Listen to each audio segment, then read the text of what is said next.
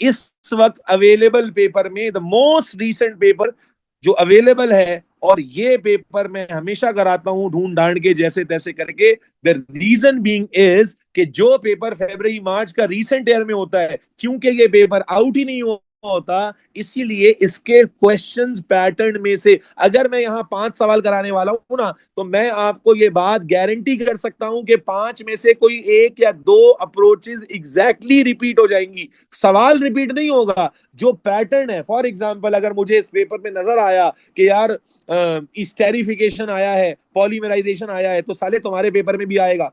फेब्रवरी मार्च 2026 का पेपर है ये।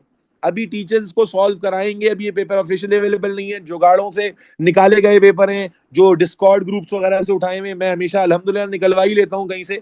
तो इवेंचुअली इस वक्त हम करेंगे ये पेपर, फेब्रवरी मार्च 2026 का पेपर। और मेरे बच्चे, this is the most recent paper available for your chemistry practice. And what is the value, मैं ये तो नहीं कहता कि ये paper as it is repeat हो जाएगा, बिल्कुल भी नहीं होगा। लेकिन मेरे बच्चे, मई जून सीरीज के लिए ना ये पेपर बड़ा इंपॉर्टेंट होता है, क्योंकि ये पेपर रीसेंट ईयर का कैम्ब्रिज ऑफिशियली अपलोड करता नहीं है। तो इवेंचुअली क्या होता है कि बच्चों के पास इसका ज्यादा आइडिया होता ही नहीं है। अभी आपके सवालों से भी अंदाजा हो रहा है ना कि आपको नहीं मालूम था इस पेपर के बारे में। तो इवेंचुअली इसमें से पैटर्न रिपीट हो जाते हैं, इसमें से पैटर्न ऑफ क्वेश्चन रिपीट होते हैं। तो इसलिए ये पेपर, अब अगर तुम्हें नहीं करना है तो चले जाओ, अगर तुम्हें नहीं करना है तो जाओ, क्लास छोड़ दो, क्लास छोड़ दो, जाओ खुद से कर लेना, जाओ जाओ जाओ जाओ।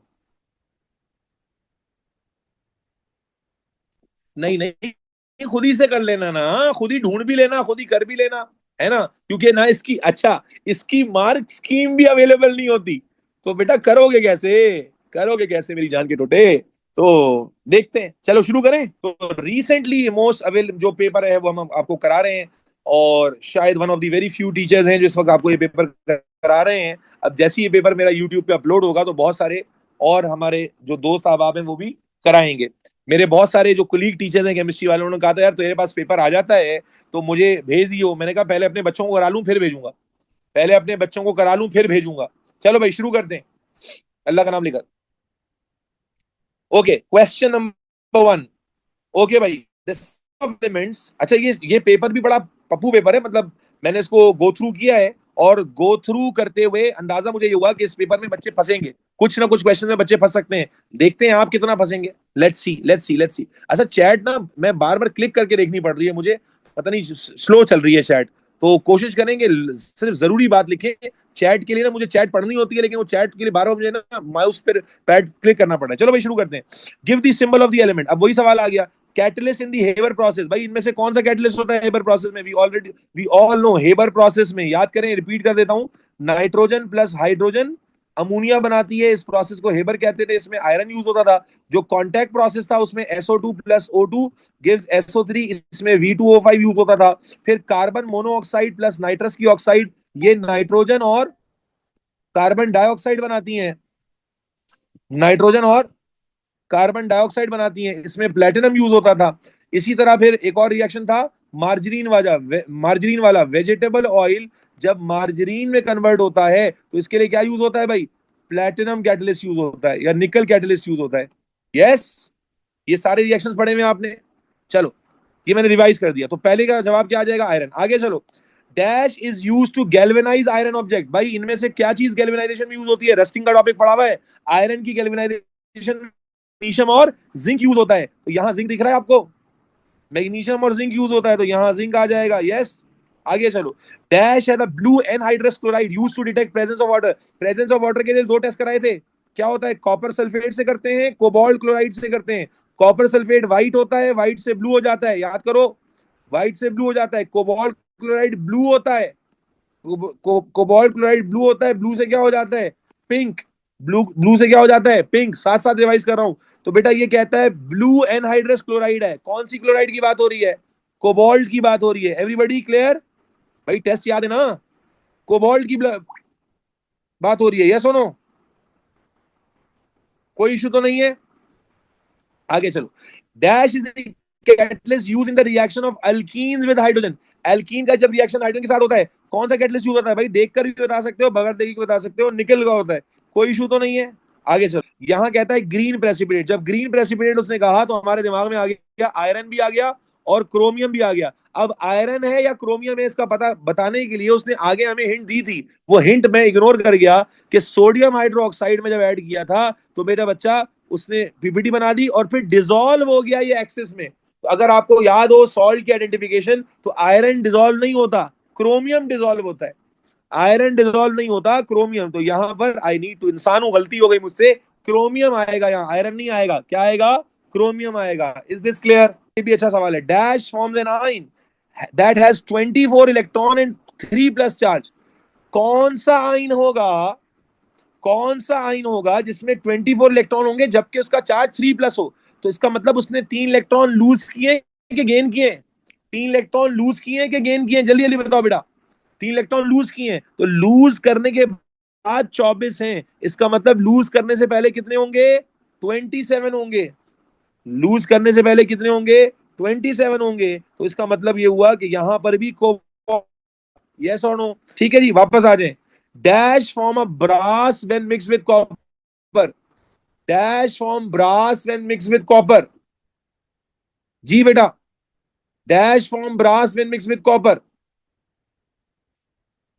बेटा ब्रास क्या होता है याद करा देते हैं। ब्रास, ब्रोंज और steel.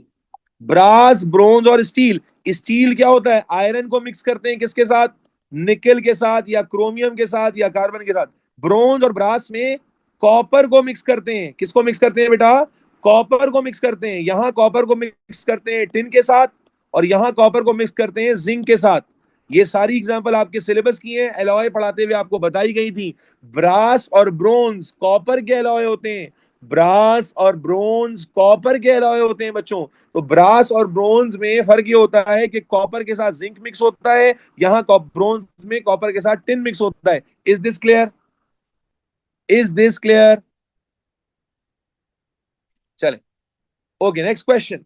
Aluminum and indium are elements in group 3 of the periodic table. Group 3 of the periodic table.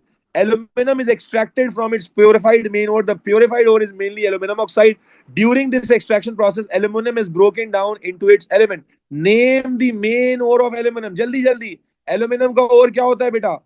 Bauxite. Very good. क्या होता है? Bauxite. Name the process. Name the process in which aluminum oxide is broken down into its element. बेटा कौन से process के through aluminium को break down करते हैं? यार तुम मेरा कॉल करो, बोलो क्लास चल रही, कॉल क्यों कर रहे हैं मेरे बच्चे? कौन सा प्रोसेस होता है भाई जिसके थ्रू ब्रेक डाउन करते हैं? इलेक्ट्रोलिसिस। यस और नो?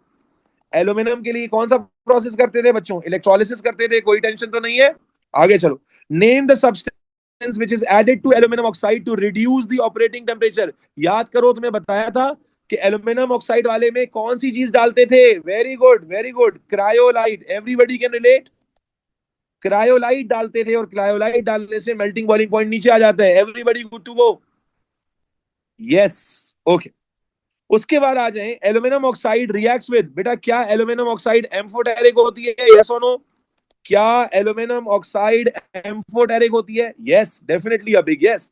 उसके बाद कहता है state the type of oxide that react with both acid and bases. तो मेरा बच्चा एम्फोटेरिक। फिर आगे चलें, state the name and give the formula of the salt when aluminium reacts with dilute hydrochloric acid. मेरे बच्चे, एल्यूमिनियम ऑक्साइड जब HCl से रिएक्ट करेगी तो मुझे बताएं क्या होगा? एल्यूमिनियम किससे कंबाइन होगा? Cl से। तो बेटा नेम क्या होगा? एल्यूमिनियम, बोलो, एल्यूमिनियम क्लोराइड। यस और नो? Aluminium chloride. और फॉर्मूला क्या होगा बेटा? एल्यूमिनियम की वैलेंसी 3 होती है, ग्रुप 3 का है। क्लोरीन की 1 होती है, AlCl3 आ जाएगा। यस और नो? Al2Cl नहीं बेटा, एल्यूमिनियम की वैलेंसी 3 होती है, Cl की वैलेंसी 1 होती है, तो AlCl3 आएगा। यस और नो? बेटा इस पार्ट में कोई गड़बड़ तो नहीं है? इस पार्ट में कोई इशू तो नहीं है किसी को? एम्फोटेरिक है, ये आपको पता था। एल्यूमिनियम जब Cl, भाई H और O मिलकर तो वाटर बनाएंगे ना, aluminium will combine with Cl। Good to go? बेहतरीन हो गया। आगे चलो, कहता है भाई the salt form when aluminum oxide reacts with aqueous sodium hydroxide. भाई aluminum oxide सोडियम हाइड्रोक्साइड से भी रिएक्ट करेगा या नहीं करेगा? क्योंकि एम्फोटेरिक है, एम्फोटेरिक एसिड से भी रिएक्ट करता है और बेस से भी करता है। यस और नो बेटा? कहता है सोडियम हाइड्रोक्साइड, ओके बहुत आसान है भाई। भाई ये एज एन एसिड बिहेव कर रहा है, ये बेस है, ये सॉल्ट बन गया, तो साथ में क्या बनेगा? साथ में क्या बनेगा? वाटर बनेगा। साथ में क्या बन जाएगा बेटा? वाटर बन जाएगा। कोई मुश्किल तो नहीं है। बाकी बैलेंस कर दो। दो एल्यूमिनियम है तो यहां पर टू लगा दोगे। जैसी टू लगाओगे बच्चे तो दो सोडियम हो गए, तो यहां पर भी टू लगाना पड़ेगा। यस और नो? दो सोडियम, दो सोडियम, दो एल्यूमिनियम, दो एल्यूमिनियम। ऑक्सीजन देखो तीन और दो पांच, चार और एक पांच, बैलेंस। बेटा बैलेंसिंग समझ में आई या नहीं आई? दोबारा देख लो। दो एल्यूमिनियम बच्चों, दो एल्यूमिनियम, तो यहां टू लगा दिया तो दो एल्यूमिनियम हो गए। फिर सोडियम भी दो हो गए तो यहां दो लगा दिया, तो two N A, two N A, two aluminium, two aluminium. Oxygen कैसे गिने हमने? थ्री यहां पर है, टू यहां पर है। थ्री प्लस टू अनामामिर, थ्री प्लस टू फाइव, और उसके बाद यहां two two the four plus one five. Are we good to go? Are we all good to go बच्चों? अल्हम्दुलिल्लाह। अब उसके बाद कहता है write the formula of anion. भाई एनाइन क्या होता है? Negative ion. Sodium positive ion होगा तो ये पूरा क्या होगा? नेगेटिव आइन होगा। सोडियम पॉजिटिव आइन होगा तो ये क्या होगा? Negative ion. इस पर चार्ज कितना लगेगा? सोडियम का चार्ज प्लस वन होता है, तो इस पर चार्ज कितना आएगा बेटा? माइनस वन आएगा। भाई सोडियम का चार्ज प्लस वन होता है ना, तो इस पर चार्ज क्या आ जाएगा? Minus one. Is this clear? Sodium is a positive part, ALO। Minus minus करने की जरूरत नहीं है भाई, सिंपल है ना भाई, न्यूट्रल कंपाउंड है तो इस पर अगर प्लस वन है तो इस पर माइनस वन होगा। यस। मीना कह रही है समझ में नहीं आया। मीना एग्जैक्टली पूछे क्या समझ में नहीं आया? क्या समझ में नहीं आया? प्लीज अगेन बोलने से बात नहीं चलेगी, स्पेसिफिकली बताएं मुझे। एल्यूमिनियम कैसे आया एनाइन में? देखो बेटा जब आप H2SO4 लिखते हो तो ये पॉजिटिव आइन होता है, ये पूरा नेगेटिव आइन नहीं होता। बोलो क्या बातें कर रहे हो हैं? जब आप HNO3 लिखते हो ये पॉजिटिव आइन होता है, ये पूरा नेगेटिव आइन नहीं होता। इतनी सारी एग्जांपल तो है रेफरेंस के लिए आपके पास। अच्छा दो मेटल कैसे आएंगे भाई मुझे बताओ, दो मेटल कैसे आ जाएंगे एक ही आइन में? लल्लू दो मेटल कैसे आ जाएंगे? दोनों मेटल पॉजिटिव होते हैं, कैसे आ जाएंगे? तो बेटा यहां कॉमन सेंस का इस्तेमाल करना था। बहुत सारी रेफरेंस एग्जांपल्स हैं आपके पास। H2SO4 में ये पार्ट पॉजिटिव होता है, ये पूरा नेगेटिव होता है। HNO3 में ये पार्ट पॉजिटिव होता है, ये पूरा नेगेटिव होता है। ऐसा ही है ना? तो पहले ये मसला हल हो गया कि भाई ये पॉजिटिव आइन होगा। पहले बताओ ये बात समझ में आ गई, ये पॉजिटिव होगा और ये नेगेटिव होगा पूरा। अब बताना था चार्ज लगाना है। चार्ज लगाना है तो भाई चार्ज कैसे लगता है? अगर HCl में ये प्लस वन होता है तो ये माइनस वन होता है। यस और नो? H2SO4 में ये प्लस टू बनता है तो सल्फेट कितना होता है? माइनस टू होता है नहीं होता? तो बिल्कुल इसी तरह बच्चे हमें ऑक्सीजन का चार्ज थोड़ी लगाने को कह रहा है, हमें कह रहा है भाई AlO2 formula of the A9 in AlO2, formula of the A9 in AlO2। तो मेरे बच्चों अगर सोडियम पॉजिटिव आइन है तो इस पर क्या चार्ज होगा? ओवरऑल नेगेटिव चार्ज होगा। यस और नो? एल्यूमिनियम का चार्ज या ऑक्सीजन का चार्ज निकालने को तो कह ही नहीं रहा। सोडियम पर अगर पॉजिटिव चार्ज है तो एल्यूमिनियम पे नेगेटिव होगा। क्लियर? सोडियम का प्लस वन तो पता होना चाहिए ना आपको? क्यों नहीं पता होना चाहिए? ग्रुप वन का एलिमेंट है भाई। पीरियोडिक टेबल से ये चार्जेस कितनी बार आए हैं जो याद करने हो? रिएक्टिविटी में बोला, रिडॉक्स में बोला, अभी तो याद होने चाहिए। Sir I didn't understand why can't it be sodium and aluminium. बेटा दो मेटल्स, मैंने क्या बताया था? दो मेटल्स एक साथ आ सकते हैं एक आयन में? थोड़ा सोचो जरा, सोचो। दोनों मेटल्स इलेक्ट्रोपॉजिटिव होते हैं, कैसे जमा होंगे बेटा? बच्चे कॉमन सेंस लगाओ थोड़ा। अब मुझे तुम बताओ कि कैसे जमा कर रहे हो तुम, तुम्हारा दिमाग कैसे जमा कर रहा है? मैंने मैंने तो तुम्हें ये कॉन्सेप्ट सिखाया था कि दो मेटल कभी जमा नहीं हो सकते, फिर भी तुम ये सवाल पूछ रहे हो हैं भाई? Why not only O2? क्यों भाई O2? तो फिर इसका मतलब एल्यूमिनियम इधर जाएगा, सोडियम के साथ जाएगा। कैसे जाएगा सोडियम के साथ भाई? कंपाउंड में दो पार्ट होते हैं ना, पॉजिटिव और नेगेटिव, तो पॉजिटिव पार्ट और नेगेटिव पार्ट को अलग अलग करना था। तो यहां पर आपको अपना कॉमन सेंस संभाल करना पड़ेगा, जो नहीं कर सकेंगे वो फंस जाएंगे। यस दो, ठीक है, ठीक है। अच्छा वो कह रहे हैं एक कंपाउंड में दो, एक पॉजिटिव दो नेगेटिव। भाई ऐसे नहीं होता। Compound is made up of positive and negative ion. It's salt, salt is made up of a positive ion and a negative ion. इतने सारे रेफरेंस एग्जांपल है भाई तुम्हारे पास। H2SO4 है, या जनाबे आली आप जनाबे आली कितने सारे एग्जांपल्स पढ़ते हैं जिसके अंदर सल्फेट आइन में दो दो एलिमेंट नहीं आ रहे होते, वहां तो तुम्हें ख्याल नहीं आता। क्लियर है बात? बात हो गई ऊपर गर्म? कौन? अच्छा, ठीक है। इज दिस क्लियर बच्चे? आगे चलो। Indium has an atomic number 49। 49 का एटॉमिक नंबर है। State the number of occupied electron shells in an atom of indium. In an atom of indium.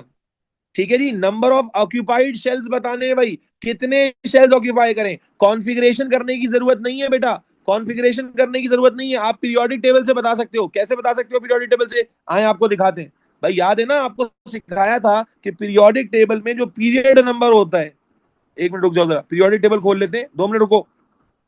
आपको पीरियड नंबर बताने के लिए तो टेंशन ही नहीं है। देखो इंडियम, ये रहा इंडियम, ये रहा indium, can you see that indium? ये रहा इंडियम। इंडियम कौन से पीरियड में है भाई? अगर आप गौर से देखेंगे तो इंडियम आपको नजर आएगा, ये फर्स्ट पीरियड, ये सेकंड, ये थर्ड, ये फोर्थ, ये फिफ्थ पीरियड है। आपको बताया था भाई इलेक्ट्रॉनिक कॉन्फ़िगरेशन सिखाते हुए कि कोई एलिमेंट के लास्ट शेल में जितने इलेक्ट्रॉन होते पर होता है, और जितने उसमें नंबर ऑफ शेल वो पीरियड होता है। तो अगर एग्जामिनर आपसे पूछ रहा है कि इंडियम कौन कितने शेल्स रखता है, तो कैसे बता सकते हो? आपको 49 तक की कॉन्फ़िगरेशन नहीं करनी होगी। बात समझ आ रही है? बच्चा तो लेट जाएगा, बोलेगा कॉन्फ़िगरेशन तो 20 तक सिखाई थी हमें। तो बेटा यहां कॉन्फ़िगरेशन करनी ही नहीं है। क्या करना है? ये इंडियम देखें आप, फिफ्थ पीरियड में आ रहा है, तो फिफ्थ पीरियड का मतलब क्या हो गया कि बेटा इसमें 5 शेल्स होंगे। कितने शेल्स ऑक्यूपाई होंगे बेटा? बोलो। 5 शेल्स ऑक्यूपाई होंगे। यस और no? Is this clear? Is this clear बच्चों? यस और नो? आगे चलो। फिर कहता है an indium contain two isotopes. ठीक है, दो आइसोटोप आ गए। Complete the table, show the proton number. बताओ भाई प्रोटॉन नंबर, इंडियम का प्रोटॉन नंबर कहां से लाएं? अभी बताया था उसने 49। अभी बताया था 49। तो मेरे बच्चे नंबर ऑफ प्रोटॉन दोनों आइसोटोप में 49 होंगे। न्यूट्रॉन का नंबर अलग होगा। माइनस करो बेटा, 113 में से 49 माइनस करो, 113 माइनस 49, 64 आ गया। और 115 में से करेंगे तो 66 आ जाएगा। कोई इशू तो नहीं है? अरे बोलो, कोई इशू तो नहीं है? आगे चलो। Table 2.2 shows relative abundance. देखो ये रिलेटिव अबंडेंस बार बार आ रहा है, relative abundance of the two isotope. ठीक है, calculate the relative atomic mass. भाई यहां पर क्या लगाना पड़ेगा? फॉर्मूला सिखाया था, A R is equal to M1 into A plus M2 into B upon A plus B. Yes और नो? अब आप देखें, M1 मास मिलेगा 113। यस और नो? अबंडेंस कितनी है? 1 प्लस मास कितना है? 115। अबंडेंस कितनी है? 19 अपॉन 1 प्लस 19। यस और नो? अपॉन बोलो भाई 1 plus 19। Does this make sense everybody? बस सॉल्व कर लो इसको बेटा, सॉल्व करो, आंसर निकालो, आंसर बताओ। भाई ये फॉर्मूला कराया है आपको, नहीं कराया? अच्छा, अब यहां पर एक और बात सुनना। बहुत सारे टीचर्स ने यहाँ 100 लिखवाया हुआ है। क्या मैंने तुम्हें 100 लिखवाया है? नहीं लिखवाया। बहुत सारे टीचर्स ने यहाँ पर 100 लिखवाया हुआ है।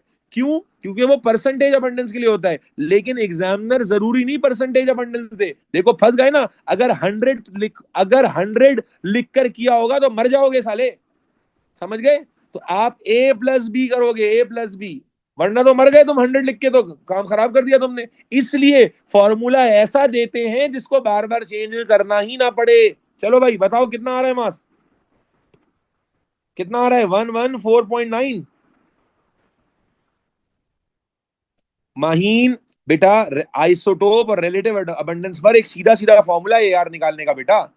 सीधा सीधा फॉर्मूला है यार निकालने का। मोल के चैप्टर में पढ़ा है मेरे बच्चे, मोल के चैप्टर में पढ़ाया था आपको।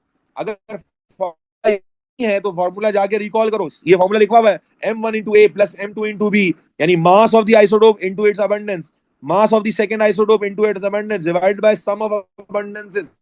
ये भाई सीधा अप्लाई करना है। इज दिस क्लियर बच्चों? यस और नो? बच्चा कह रहा है सर 57.4 आ रहे हैं। कैसे आ रहा है? भी गलत कर रहे हो। चलो नेक्स्ट क्वेश्चन। नेक्स्ट क्वेश्चन आ गया भाई। The salt sodium chloride can be prepared in the laboratory by different methods. Burning sodium metal is placed into gas jar of chlorine gas. Sodium chloride is formed. देखो एक method दिखाया हुआ है, sodium को chlorine के साथ react कराया है, सोडियम क्लोराइड बना रहा है. डाइल्यूट मेथड टू क्या है? Dilute hydrochloric acid is added to known volume of aqueous sodium hydroxide in the presence of indicator until a neutral solution is formed. दूसरा तरीका क्या दिखाया उसने कि भाई HCl को NaOH के साथ रिएक्ट करा दिया है इन प्रेजेंस ऑफ इंडिकेटर, तो यहां पर भी NaCl बन जाएगा. यस और नो? बोलो बेटा, यस और नो? चलो, अब कहता है state the colour of the, आ गया फ्लेम. मेरी जान के टोटे, एटीपी कंटेंट क्या है सर? वो तो चार्ट दिया होता है सर, हमें स्कूल में बताया सर, याद नहीं करना सर, याद नहीं करना. साले क्या करोगे? फ्लेम, सोडियम मेटल का फ्लेम किस कलर का होता है? जल्दी से बताओ बेटा, याद करो. क्या बताया था? क्राइंग लीला. क्राइंग लीला कैसा फ्लेम होता है बेटा? वेरी गुड बेटा, येलो फ्लेम होता है. कैसा फ्लेम होता है? Very good, yellow. अच्छा आगे चलो. State the colour of chlorine gas. अभी तो बताया था क्लोरीन गैस का कलर क्या होता है? पेल ग्रीन या येलो ग्रीन, दोनों एक्सेप्टेड है. आगे चलो, न्यूमेरिकल आ गया, मोल्स का सवाल आ गया बच्चों. क्या कहता है? Calculate the mass of sodium chloride when excess burning of sodium metal is placed into 960 cm cube. ये क्या चीज गिवन है बेटा? Volume of chlorine gas at room temperature. निकालना क्या है बच्चों? मास निकालना है. गिवन क्या है? Volume of chlorine. हाँ भाई, वॉल्यूम ऑफ क्लोरीन गिवन है, मास निकालना है बच्चों. यस और नो? तो मेरा बच्चा, सबसे पहले क्या करते हैं, याद करें. सबसे पहले क्या करते हैं? मोल बना लेते हैं. सबसे पहले गिवन डेटा को मोल बनाते हैं. यस और नो? यही सिखाया गया था. सबसे पहले क्लोरीन के मोल बना लेंगे. 3 स्टेप का सवाल था. फॉर्मूला क्या आ जाएगा? Volume upon 24,000. बेटा ऐसे ही सिखाया था. तो वॉल्यूम की जगह रखोगे 960, डिवाइड करोगे 24,000 से. मोल्स बताओ कितने आ रहे हैं? मोल्स बताओ. 960 divided by 24,000. 960 divided by 24,000 is 0.04. कोई मुश्किल? उसके बाद क्या लेते हैं? सेकेंड स्टेप में क्या होता है बेटा? सर सेकेंड स्टेप में क्या होता है? सर रेशो होता है. सर रेशो होता है. रेशो कैसे लेंगे? इक्वेशन से लेंगे. कितना रेशो है? 1:2. क्लोरीन का रेशो NaCl के साथ कितना है? 1:2. यहां पर आ रहा है 0.04, रेशो x. तो number of moles of NaCl कितने आ जाएंगे? 0.08. यस और नो? क्लियर? अब क्या निकालना था बच्चों? मास निकालना था. तो मास के लिए कौन सा फॉर्मूला होता है? Number of mole is equal to mass upon mr. mr इधर आके मल्टीप्लाई हो जाएगा. 0.08 इंटू 58.5. मल्टीप्लाई करो भाई. 58.5 mr होता है 4.68. Is this clear? भाई क्या क्लास के कराए हुए सवालों से हटके है क्या ये सवाल? नहीं, it's a very simple question. Are we good to go? 3 step में होता था. जो डेटा गिवन होता है उसे मोल में कन्वर्ट करते हैं. मोल, फिर मोल टू मोल रेशो लेते हैं, और उसके बाद फिर जो भी डेटा रिक्वायर्ड होता है उसका फॉर्मूला लगा देते हैं. कोई इशू, कोई परेशानी, कोई दिक्कत, कोई जुम्बिश तो नहीं है? अल्हम्दुलिल्लाह. आगे चलो. राइट, देखो ये आयोनिक इक्वेशन बार बार आ रही है. राइट दी आयोनिक इक्वेशन. सर यहाँ तो शॉर्टकट बताया हुआ है, न्यूट्रलाइजेशन की आयोनिक इक्वेशन लिखनी है. सर कुछ शॉर्टकट याद है? मैंने क्या बताया था कि न्यूट्रलाइजेशन की आयोनिक इक्वेशन जब भी लिखनी हो सोचने की जरूरत, बोलो, नहीं होती. डायरेक्टली क्या लिख दोगे? न्यूट्रलाइजेशन की इक्वेशन. जब भी याद करो, याद है कि न्यूट्रलाइजेशन की इक्वेशन लिखने के लिए आपको सारा कुछ लिखने की जरूरत नहीं है. H ion plus O H ion gives water. Yes और नो बच्चा? शॉर्टकट कम आ रहे हैं? बिल्कुल आ रहे हैं. आगे चलो. Name a suitable indicator use to use in method 2. बेटा स्ट्रॉन्ग स्ट्रॉन्ग एसिड का रिएक्शन हो रहा है स्ट्रॉन्ग बेस के साथ, है भाई. स्ट्रॉन्ग एसिड का रिएक्शन हो रहा है स्ट्रॉन्ग बेस के साथ. तो मेरे बच्चे यहां कौन सा इंडिकेटर यूज करें? कोई भी इंडिकेटर यूज कर सकते हो. कोई भी इंडिकेटर यूज कर सकते हो. यूनिवर्सल इंडिकेटर यूज करना चाहो यूज कर लो. आप फिनाइल अपना क्या नाम है, मिथाइल ऑरेंज यूज करना चाहो यूज कर लो. क्यों? क्यों? क्योंकि बेटा स्ट्रॉन्ग एसिड की पीएच होती है 2 to 3, और स्ट्रॉन्ग बेस की होती है 12 to 14 के दरमियान.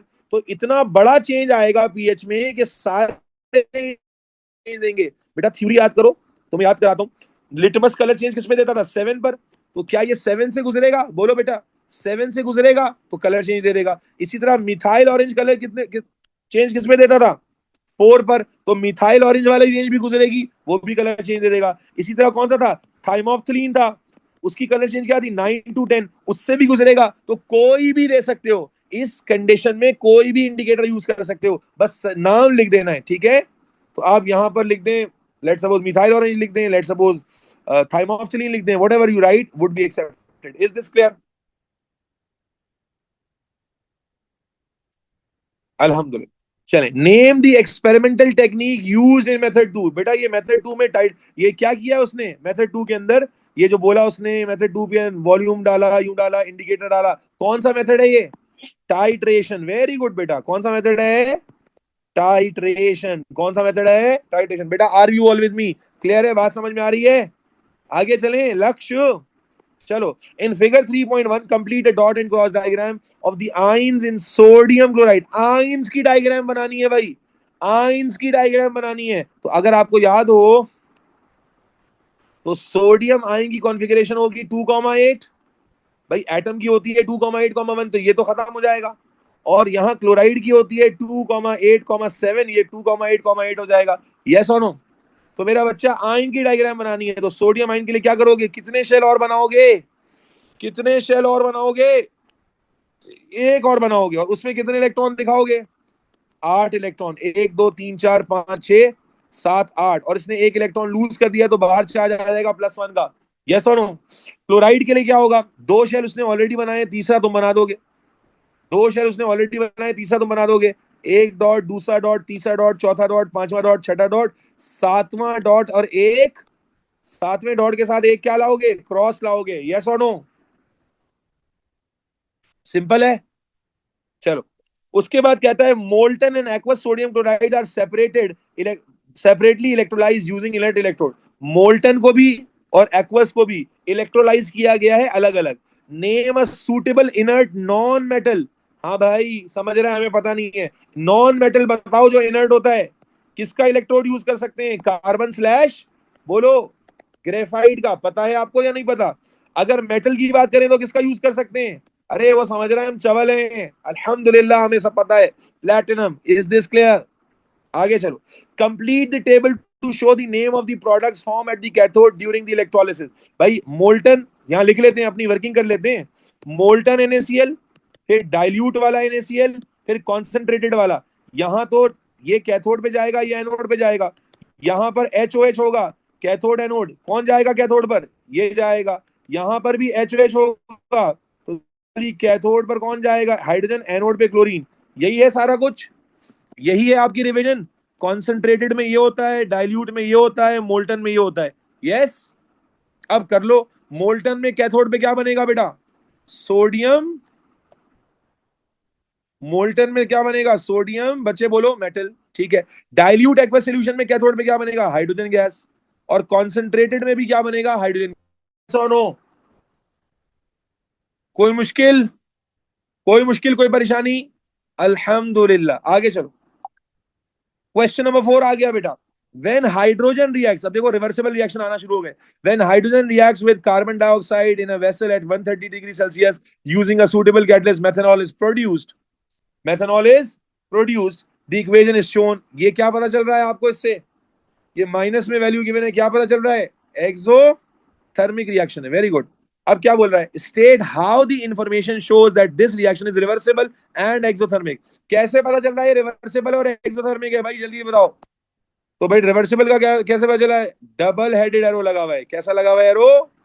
डबल हेडेड एरो लगा हुआ है। यस और नो? और एक्सोथर्मिक का कैसे पता चल रहा है? Delta H has negative sign. Yes और no? Delta H has negative sign.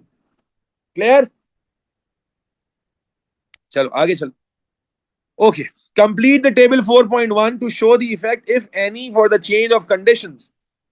Use only the word increase, decrease और नो चेंज। बस ये 3 वर्ड यूज करने हैं भाई, ठीक है ना? Use only the word increase, decrease और नो चेंज, यही वर्ड यूज करने हैं खाली, ठीक है। आए देखते हैं। कहता है भाई effect of concentration on the methanol at equilibrium. Methanol temperature is decrease. जरा आइए, ये है मेथनॉल बेटा, ये मेथनॉल है। ये एक्सोथर्मिक रिएक्शन है बच्चों, जल्दी से बताएं। एक्सोथर्मिक रिएक्शन में हमने क्या पढ़ा था? एक्सोथर्मिक रिएक्शन में जब टेम्परेचर डिक्रीज करते हैं तो कौन सा शिफ्ट आता है? फॉरवर्ड शिफ्ट आता है। यस और नो? क्या बताया था कि एक्सोथर्मिक को हीट नहीं चाहिए तो ना देने से फायदा होता है। इसका मतलब मेथनॉल की कॉन्सेंट्रेशन क्या हो जाएगी बच्चों? भाई अभी रिवीजन में भी कराया था, मेथनॉल की कंसंट्रेशन क्या हो जाएगी? इंक्रीज। यस और नो? और उसके बाद कहता है इफेक्ट ऑन द रेट। याद करो, तुम्हें बताया था कि रेट का कंसेप्ट अलग है और पोजीशन का कंसेप्ट अलग है, याद है? मैंने बताया था कि रेट के कंसेप्ट को आंसर करते हैं कोलिजन थ्योरी से। रेट के कंसेप्ट को आंसर करते हैं कोलिजन थ्योरी से। मुझे बताओ, टेम्परेचर कम करेंगे तो रेट बढ़ेगा या कम होगा? देखो बच्चे गड़बड़ कर देते हैं, मेथनॉल की कॉन्सेंट्रेशन इंक्रीज होगी, लेकिन यहां बोला हुआ है रेट। बेटा क्या ये कॉम्प्रिहेंड कर पा रहे हो? बच्चे बहुत फंसते हैं। रेट का आंसर किससे होता है? कोलिजन थ्योरी से होता है। तो टेम्परेचर डिक्रीज करने से कोलिजन डिक्रीज हो जाएंगे तो रेट क्या हो जाएगा? डिक्रीज हो जाएगा। कोई मुश्किल? चलो, उसके बाद प्रेशर का इफेक्ट देखें। प्रेशर के इफेक्ट के लिए क्या देखते हैं बेटा? मोल्स देखते हैं। क्या देखते हैं? मोल्स। तो आए जरा मोल देखते हैं। यहाँ कितने मोल्स हैं? 4 मोल्स हैं। यहाँ कितने मोल्स हैं? 2 मोल्स हैं। यस और नो? अब बोल रहा है प्रेशर को डिक्रीज किया है। तो बेटा देखें, अगर मैंने तुम्हें बताया था कि प्रेशर को पहले इंक्रीज करने का सोचो, जब मैं प्रेशर इंक्रीज करूंगा तो यहाँ के पार्टिकल भी करीब आएंगे, यहाँ के पार्टिकल भी करीब आएंगे, लेकिन ज्यादा करीब कहाँ के आएंगे? यहाँ। और फॉरवर्ड शिफ्ट आएगा। और क्या आएगा? Forward shift. कब? जब प्रेशर इंक्रीज करूंगा। तो यहां तो प्रेशर डिक्रीज हो रहा है, तो डिक्रीज होने से क्या होगा बेटा? फॉरवर्ड शिफ्ट आएगा, बैकवर्ड शिफ्ट आएगा? डिक्रीज होने से क्या? बैकवर्ड शिफ्ट आ जाएगा। तो बैकवर्ड शिफ्ट का मतलब क्या हो गया कि मेथनॉल की कॉन्सेंट्रेशन क्या हो जाएगी बेटा? डिक्रीज हो जाएगी। यस और नो? बेटा अभी रिवीजन में भी सिखा कर आया हूं कि भाई प्रेशर जब बढ़ाते हैं तो यहां पर कोलिजन ज्यादा बढ़ेंगे, जिससे फॉरवर्ड शिफ्ट आएगा। सर यहां क्यों ज्यादा कोलिजन बढ़ेंगे? क्योंकि यहां गैसेस के मोल ज्यादा है। तो जब प्रेशर कम करेंगे तो बैकवर्ड शिफ्ट आ जाएगा। सीधा सीधा याद करने का तरीका था। उसके बाद कैटलिस्ट इज रिमूव। हाँ भाई, कैटलिस्ट हमने रिमूव कर दिया तो कहता है यहां कोई चेंज नहीं आएगा। Effect on the rate of forward reaction. बेटा बोले, रेट पर क्या इफेक्ट आएगा भाई कैटलिस्ट रिमूव करने से? What do you think? Rate पर कोई इफेक्ट आएगा नहीं आएगा? बिल्कुल आएगा। रेट क्या हो जाएगा? डिक्रीज हो जाएगा। अच्छा, कोई बच्चा कह रहा है सर टेम्परेचर वाली बात दोबारा बता दें। भाई दोबारा बता देते हैं। कॉन्सेंट्रेशन के ऊपर पूछा था इक्विलिब्रियम, और रेट पे पूछा था। रेट का आंसर किससे करते हैं बच्चों? कोलिजन थ्योरी से करते हैं। तो जब टेम्परेचर डिक्रीज हो रहा है तो कोलिजन थ्योरी के अकॉर्डिंग कोलिजन कम हो जाएंगे, रेट डिक्रीज हो जाएगा। फिर उसने कहा था कॉन्सेंट्रेशन ऑफ मेथनॉल। तो कॉन्सेंट्रेशन ऑफ मेथनॉल का ताल्लुक है आपके फॉरवर्ड और बैकवर्ड शिफ्ट से। तो भाई ये रिएक्शन एक्सोथर्मिक है। हमने क्या पढ़ाया था कि एक्सोथर्मिक रिएक्शन को हीट नहीं चाहिए तो टेम्परेचर ना देने से फायदा होता है, और टेम्परेचर देने से बैकवर्ड शिफ्ट आता है। यही कंसेप्ट सिखाया गया था ना लक्ष्य? तो जब आपने यहां टेम्परेचर डिक्रीज किया तो फॉरवर्ड शिफ्ट आ जाएगा। यस और नो? यस अहमद शफीक? ठीक। अच्छा भाई आगे चलो। ओ भाई, ये तो बड़ा फेमस ग्राफ है भाई। किसका ग्राफ है? एक्सो का है, एंडो का है?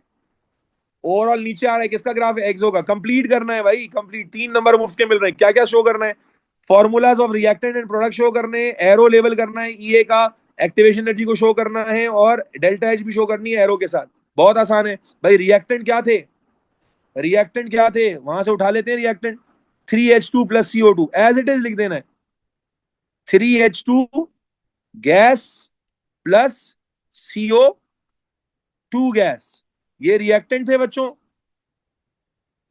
और प्रोडक्ट था CH3OH, और साथ में हाइड्रोजन थी ना,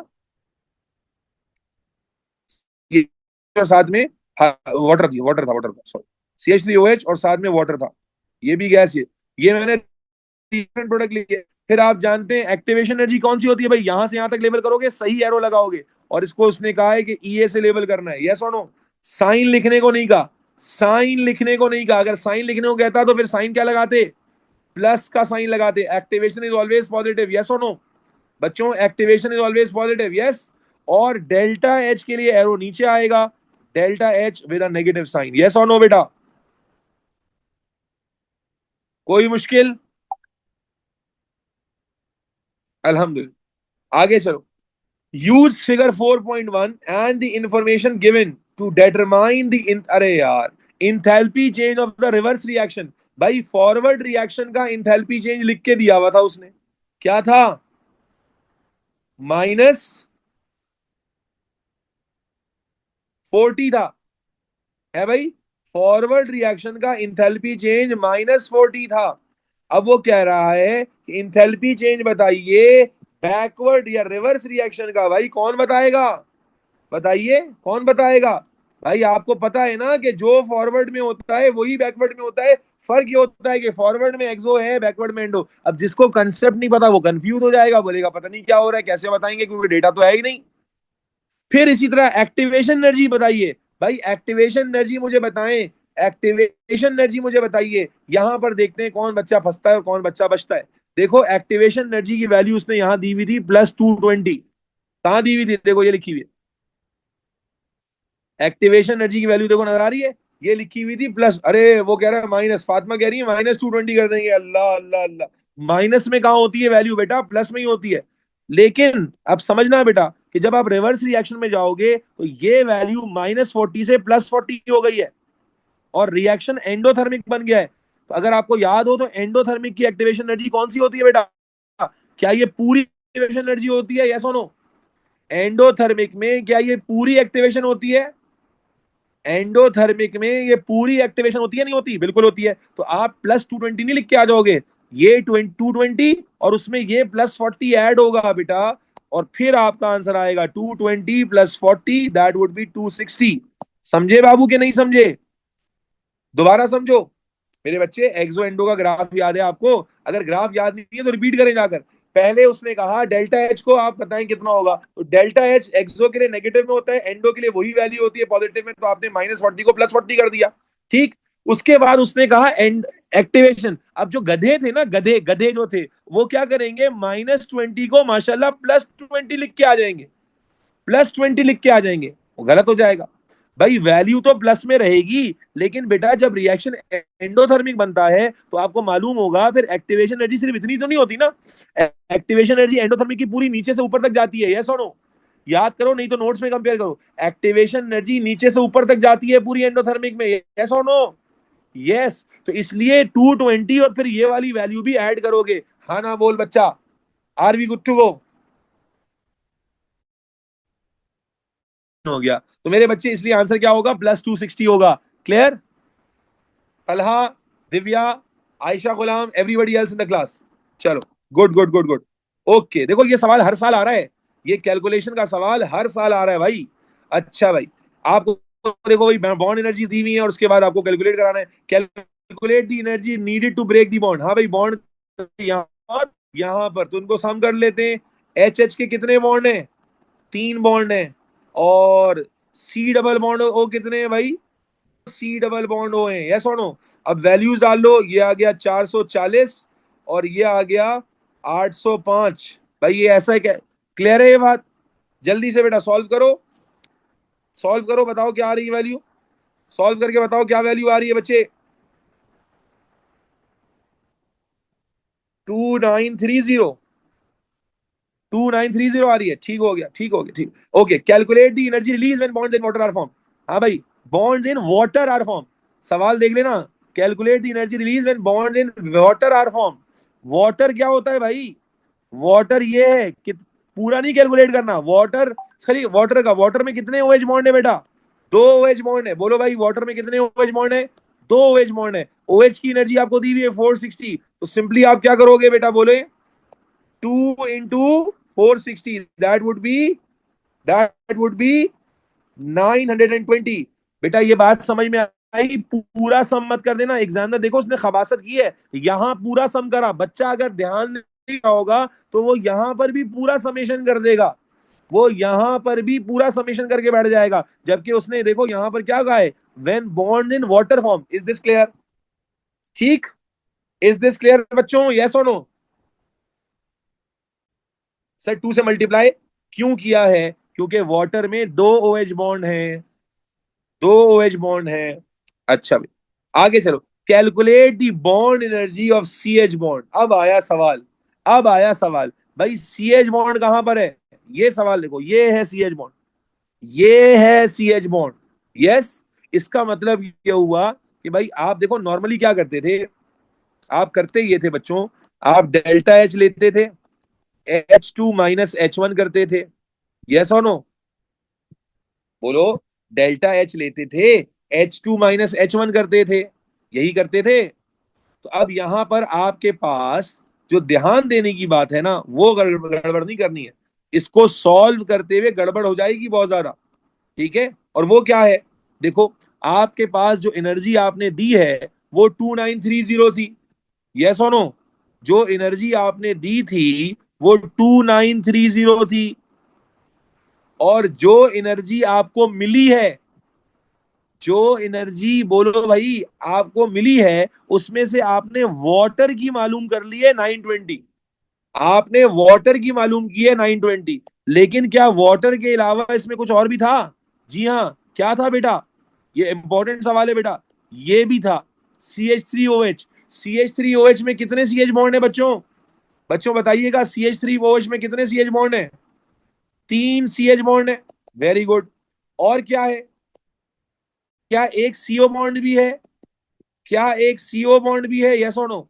और क्या एक OH बॉन्ड भी है? क्या ये दिख रहा है? अगर आप बॉन्ड एनालिसिस नहीं कर पाए तो गड़बड़ कर दोगे, बॉन्ड एनालिसिस नहीं कर पाए तो गड़बड़ कर दोगे। इसका मतलब ये हुआ कि वाटर के साथ एनर्जीज है इसके अंदर। कौन कौन सी? 3 CH बॉन्ड की एनर्जी है, एक CO बॉन्ड की एनर्जी है, यस और नो बेटा, और साथ में एक OH बॉन्ड की एनर्जी है। पहले मुझे बताओ, इतनी बात समझ में आई तो आगे वर्किंग करूंगा। बोलो भाई, ऐसा है या नहीं है कि भाई जब आपको इस वाली साइड और इस वाली साइड को करना होगा तो ये तो आपने करवा लिया उसने, लेकिन ये तो बाकी है ना। और इसमें से आपको कौन सी वैल्यू अननोन है बेटा? ये वाली वैल्यू अननोन है, ये वाली सारी वैल्यूज नोन है। तो वैल्यू डालें। डेल्टा एच की वैल्यू क्या थी बच्चों? डेल्टा एच की वैल्यू क्या थी बच्चों? माइनस, डेल्टा एच की वैल्यू क्या थी? -40, यस और नो? तो यहां आपने रखा -40, ये आ गया 2930, ये माइनस एज इट इज रखा, ये आ गया 3, ये अननोन है तो उसको एक्स कर लो। यहां सीओ की वैल्यू कितनी थी भाई? सीओ की वैल्यू 3 है जी। और ओ OH की वैल्यू कितनी थी? ओ OH की वैल्यू वॉज 460, और उसके बाद वाटर की वैल्यू थी 920। सॉल्व करो पूरा, दोबारा समझो मेरे बच्चे। एक्स की वैल्यू निकालनी है बच्चों। सवाल डिफरेंट है, लेकिन बहरहाल ऐसा नहीं है कि नहीं कर सकते आप। कॉन्सेप्ट तो वही है ना भाई। डेल्टा एच की वैल्यू गिवन, यहां रिएक्टेंट साइड की सारी वैल्यू भी आपको मालूम थी, यस और नो? रिएक्टेंट साइड की भी सारी वैल्यू मालूम थी, सीओ बॉन्ड की वैल्यू भी पता थी, ओएच की भी पता थी, वाटर की भी पता थी, सीएच बॉन्ड की वैल्यू पता नहीं थी। तो इसको पूरा सॉल्व करोगे और सीएच बॉन्ड की वैल्यू निकालोगे। निकालो, एक्स की वैल्यू निकालो, एक्स की वैल्यू निकालो, एक्स की। अरे -40 सवाल में गिवन था ना बेटा, क्या कर रहे हो तुम लोग? सवाल ही नहीं पढ़ रहे क्या? ये था ना डेल्टा एच -40। सॉल्व करो, क्या आ रहा है आंसर बेटा? 400, 410, वेरी गुड, 410। क्या आ रहा है वैल्यू? एक्स की कोई वैल्यू नहीं हुई होती है, फजूल बात कर दो। इंपॉर्टेंट सवाल में फजूल बातें करवा लो तुम लोगों से। 410 आंसर आ गया। इस दिस, चलो बेहतरीन हो गया, आगे चलो भाई। कंप्लीट द फिगर बेटा, मेथनॉल कंप्लीट करना है। मेथनॉल का स्ट्रक्चर सिंगल है, मेथनॉल के सारे बॉन्ड सिंगल है, यस और नो? टेंशन नहीं है। टेंशन में क्या आ जाएगा? ऑक्सीजन का एक डॉट एक क्रॉस, कार्बन का ये एक डॉट एक क्रॉस, एक डॉट एक क्रॉस, एक डॉट एक क्रॉस। कार्बन के पास इलेक्ट्रॉन होते हैं, 4 ही इलेक्ट्रॉन होते हैं। हो गए 1 2 3 4। हाइड्रोजन के पास 1 होता है, 1 1 2। ऑक्सीजन के पास कितने होते हैं? ऑक्सीजन इज 8 2 6, 6 इलेक्ट्रॉन होते हैं। 6 में से यूज कितने हुए? एक दो, सॉरी, 6 में से यूज कितने हुए? एक और दो, कितने बचे में भाई? 4 बचे में, तो वो 4 भी दिखाने पड़ेंगे, यस और नो? की बेटा एग्जामिनर ने बना के दे दी ना, इसका तो क्रॉस दिया हुआ है तो कार्बन के लिए क्रॉस यूज हो गया, इसका डॉट दिया हुआ है इसके लिए डॉट यूज हो गया। Is this clear? Is this clear?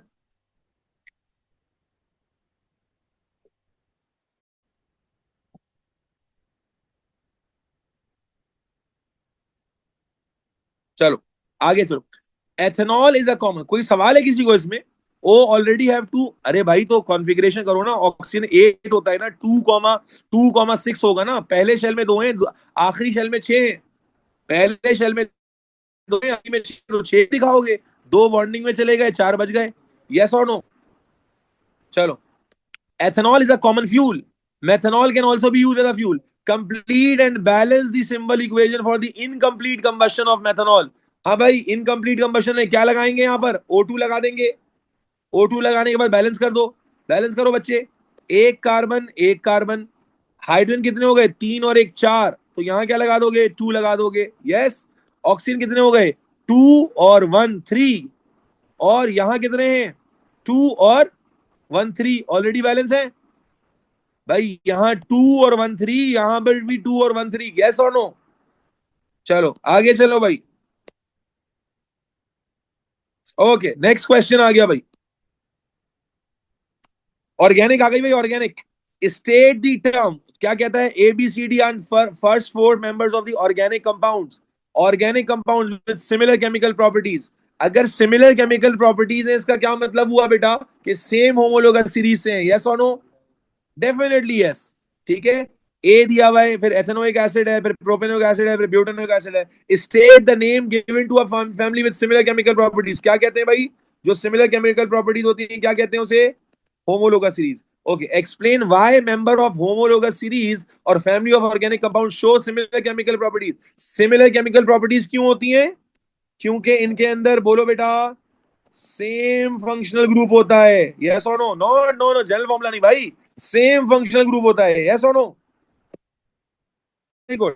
State general formula of the family of, ये कौन सी फैमिली है ऑर्गेनिक कंपाउंड की भाई, जो गिवन है, कार्बोक्सिलिक एसिड। कार्बोक्सिलिक एसिड का जनरल फॉर्मूला याद है, क्या था, CnH2n+1। बेटा मेरे साथ मौजूद हो ना बच्चों, CnH2n+1 COOH। बात समझ में आ रही है सबको, कुछ कॉन्फिडेंस बढ़ रहा है अल्हम्दुलिल्लाह। यस। आगे चलते हैं, कहता है नेम ऑफ ए बताएं। अरे भाई बच्चों वाली बात है, name of A, name of ए।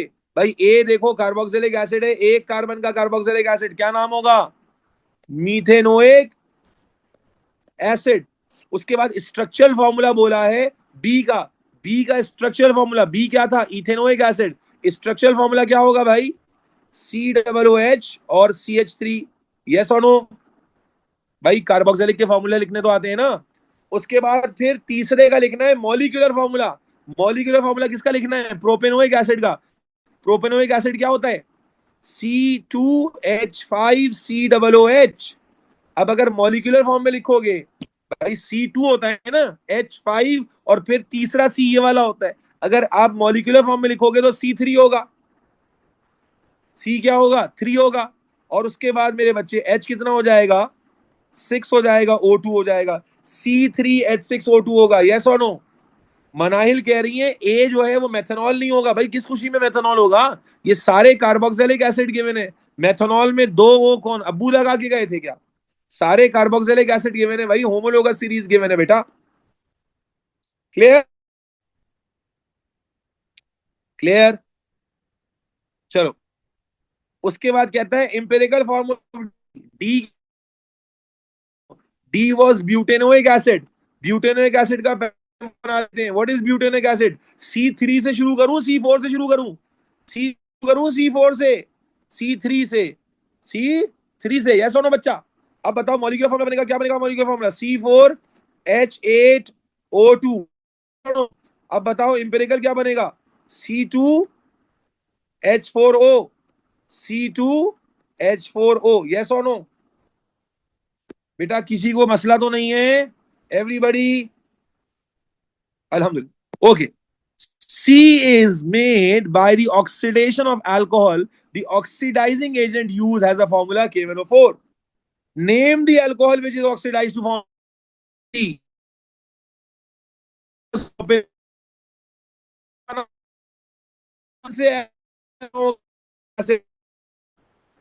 कौन से अल्कोहल से होगा, बताओ बेटा। Alcohol to form carboxylic acid से, जब,